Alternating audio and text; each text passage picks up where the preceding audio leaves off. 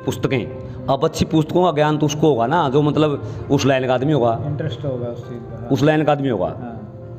बढ़िया बढ़िया पुस्तकें जिससे बच्चे प्रेरित हों देंगे ना, उसका निकाल रखे मैंने अपने मन में बना रखे प्लान हुआ। वो कैसे बनेगा, प्लान तैयार है। प्लान तैयार है उसका। एक बार कलम हाथ में आ जाए, उसके बाद पहली कलम से ही काम। हाँ मैं बेड हूँ मैं पुराना, उसके बाद भी मैं सर्विस में नहीं गया, मैं जा सकता था लेकिन मेरा एक चस्का था ये।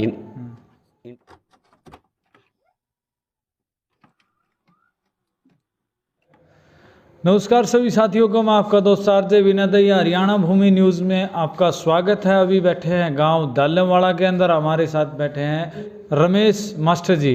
नमस्कार जी मास्टर जी, कैसे? नमस्कार जी, नमस्कार, बहुत बढ़िया जी, बहुत। अभी चुनाव आए हैं तो किस तरीके का माहौल गांव का लग रहा है आपको? देखिए सर, ऐसा है, वैसे तो चुनाव होता है लेकिन मुझे एक चीज़ का विश्वास है, मैं लगातार 30 साल से गांव के लोगों के बीच में हूँ, दुख दर्द में। और मैं अच्छा पढ़ा लिखा होने के बावजूद भी MA BEd हूँ मैं पुराना, उसके बाद भी मैं सर्विस में नहीं गया, मैं जा सकता था लेकिन मेरा एक चस्का था ये, इंटरेस्टेड था मैं इस पॉलिटिक्स में, तो उसके चलते मैं लोगों के बीच में रहा हूँ आज तक। अब लोगों के बीच में रहा हूँ तो मुझे आश्वस्त तो होना ही था। फिर पिछली बार मैंने चुनाव लड़ा था, फाइट में मैं चुनाव आ रहा था। चलो कोई बात नहीं, चुनाव तो हार जीत तो वो तो होना ही है, बिल्कुल बिल्कुल, चुनाव तो एक को जीतना है। लेकिन उसमें भी गांव के लोगों ने मतलब मुझे अच्छा रिस्पॉन्स मेरे प्रति दिखाया था। अगर हम पिछले दौर से अब की बार की बात करें तो कितना रिस्पॉन्स गांव की तरफ से आपको मिल रहा है? मतलब मुझे लगता है कि अब की बार तो लोग मुझे शायद चुनाव जितवाई देंगे। हाँ। अगर हम गांव के अंदर की बात करें तो देखो, जो लोकतंत्र है उसके अंदर हमारी जो छोटा स्टेप एक पंचायत होता है। पंचायत के जितने भी मुद्दे होते हैं, समस्याएं होती हैं, एक लोकल इंसान मतलब गांव के एक आदमी को पता होता है और उम्मीदवार को वो पता होना बहुत ज़रूरी होता है, क्योंकि हम वोट देकर उसको सरपंच या पंच, ब्लॉक समिति या जिला पार्षद बनाते हैं। तो आपके निगाह में कौन कौन सी समस्या दालेमवाड़ा गाँव के अंदर है? देखिए, वैसे तो जो गांव की समस्याएं हैं काफ़ी हैं। जहाँ तक मतलब मेरा अपना विचार है, हमारे समाज के अंदर खेल, शिक्षा, चिकित्सा और सफाई, ये कुछ ऐसी चीज़ें हैं, बाकी सब समस्याएं ही नहीं के अंदर आ जाएंगी। हम खेल को लेते हैं, मेरे को लगता है कि अगर हमारे नौजवान बच्चे अच्छे खेल लेंगे, कूदेंगे, स्वास्थ्य का ध्यान में रखेंगे उसके चलते, और मतलब उनका जो जीवन है ना, वो अगर वो खेल से जुड़े होंगे तो मेरे हिसाब से बहुत अच्छा चलेगा वो, क्योंकि खेल का भी अहम महत्व है। बिल्कुल बिल्कुल। वो हमारे बूढ़े कहा करते ना कि पहला सुख निरोगी काया। अब फिजिकल वो किसी भी तरह का हो, योग है वो भी एक फिजिकल है।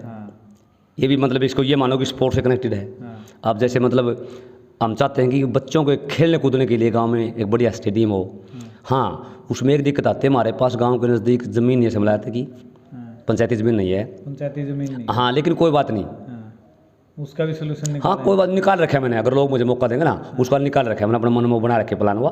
वो कैसे बनेगा, प्लान तैयार है। प्लान तैयार है उसका। एक बार कलम हाथ में आ जाए, उसके बाद पहली कलम से ही काम शुरू हो जाएगा, बस काम शुरू हो जाएगा। हाँ, जमीन ट्रांसफर करना जो भी होना ना, सब कुछ हो जाएगा। अच्छा, अगर हम ये तो खेलों की बात रही, अगर हम शिक्षा की बात करें, अब गांव के अंदर बहुत सारे बच्चे ऐसे हैं जो दालेमवाड़ा गांव से जींद के तक जाते हैं। यहाँ से 12-13 किलोमीटर है जींद, ठीक है। तो बच्चे लाइब्रेरी के अंदर पढ़ने के लिए जाते हैं, क्योंकि अगर देखा जाए तो कुछ समय से कॉलेज के अंदर एडमिशन भी बहुत कम ले रहे हैं बच्चे, सिर्फ नौकरियों की तैयारियां कर रहे हैं, बेरोजगारी इतनी बढ़ गई है। तो तैयारियों के लिए आपने क्या सोचा हुआ है, गाँव के अंदर क्या बनाना चाहिए? देखो, वक्त की बातें होती हैं। एक समय था जब लोग सिर्फ अगर किसी का बच्चा ABCD बोलना सीख जाता था तो लोग, माँ बाप गर्व महसूस करते थे, बच्चे बुलवाते थे दूसरे के सामने। लेकिन आज वो ज़माना नहीं रहा। आज हम जो है ना, टेक्निकली हमें बहुत हाई-फाई होना पड़ेगा, और इसलिए मतलब इस चीज़ को जिसका आपने जिक्र किया है, शिक्षा को हम तकनीकी के साथ में जोड़ना पड़ेगा। बच्चों के लिए जैसे लाइब्रेरी बनवाना, अच्छी पुस्तकें। अब अच्छी पुस्तकों का ज्ञान तो उसको होगा ना जो मतलब उस लाइन का आदमी होगा, इंटरेस्ट होगा उस चीज़ का। उस लाइन का आदमी होगा। बढ़िया बढ़िया पुस्तकें जिससे बच्चे प्रेरित हों। और जैसे कंप्यूटर सेंटर खुलवाने आजकल तकनीकी का ज़माना तो है ही। बिल्कुल, सब कुछ हाई-फाई हो गया, ठीक है ना, इंटरनेट का ज़माना है। तो गांव के अंदर जो है कंप्यूटर सेंटर भी ज़रूरी है, क्योंकि हमारे गांव के अंदर आज भी धारणा क्या है कि बच्चियों को हम बाहर भेजना थोड़ा सा संकोच करते हैं। इसलिए मतलब अगर गांव में ऐसी सुविधाएं हो जाएं तो गांव की बच्चियां गांव में रह कर ही कुछ ना कुछ मतलब कर सकती है। बिल्कुल बिल्कुल। तो ये चीज़ें ज़रूरी हैं आज के ज़माने में। जैसे अगर हम नौकरी की बात करें ना, सरकारी देखो हाँ, वो 1000 में से 1 लाखों में से 1 लोग को मिलती है। बट अगर हम एजुकेशनली अगर बात करें नौकरी के, प्राइवेट नौकरी की बात करें, तो लोग ग्रेजुएशन के साथ पूछते हैं कोई कंप्यूटर डिप्लोमा इस तरह या कुछ आपने कर रखा है टेक्निकल चीज़ें। हाँ, पता क्या है, ये तो वक्त की ज़रूरत है। नौकरी हम सरकारी हर किसी को दे नहीं सकते, ये तो मतलब असंभव मान के चलो आप। शुरू से ही चला रहे हैं। तो इसलिए हमें पता क्या है, अगर हमारे घर में गेहूँ का आटा नहीं है तो हमारे को मतलब बाजरे का आटे की रोटी खानी पड़ेगी पेट भरने के लिए। पेट भरने के लिए सरकारी नौकरी नहीं मिलती तो उसका हमें विकल्प ढूंढना पड़ेगा। उसका विकल्प यही है, हमारे बच्चे प्राइवेट सेक्टर में जाएं। और प्राइवेट सेक्टर में या सरकारी नौकरी में जाने के लिए आजकल तो पता है मतलब टेस्ट, एंट्रांस टेस्ट होते हैं। बिल्कुल बिल्कुल। एजुकेशन लाइन में भी और सर्विस लगने के लिए भी टेस्ट होते हैं, तो उनकी तो फिर तैयारी करनी पड़ेगी। और तैयारी करनी पड़ेगी, तो टेस्ट से ही बच्चों को बाहर निकलना है तो प्रबंध करना पड़ेगा। बिल्कुल ये जरूर वक्त की मांग है, ये वक्त की मांग है। ये वक्त की मांग है। जैसे अगर हम बात करें तो दालमाड़ा गांव के अंदर वैसे समस्याओं का बहुत ही ज़्यादा, ये लंबी वीडियो ना हो जाए, तो मैं चाहता हूं कि लास्ट में दालमाड़ा गांव के लोगों को क्या मैसेज, क्या संदेश देना चाहेंगे आप? देखिए, मेरा संदेश ये है, चुनाव लड़ने वाले सभी मेरे गांव के हैं। हमारे आपस में बहुत अच्छे संबंध हैं। ये हमारा एक कंपटीशन है 10 दिन के लिए बस।